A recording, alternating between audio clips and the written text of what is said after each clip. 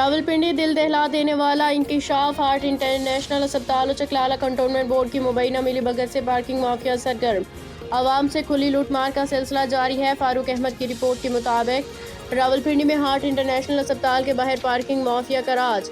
मरीजों के तीमारदारों से पार्किंग के नाम पर खुलेआम पैसे बटोरे जा रहे हैं। हैरत अंगेज तौर पर चकलाला कंटोनमेंट बोर्ड की खामोशी इस गठजोड़ पे सवालिया निशान बन चुकी है।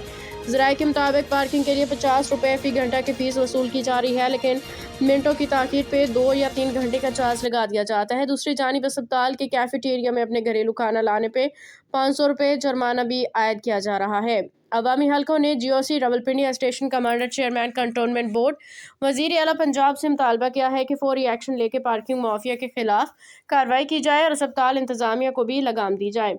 क्या रावलपिंडी की ज़िला इंतजामिया और मुतल्लिका इदारे इस अवाम दुश्मन माफिया के खिलाफ हरकत में आएंगे?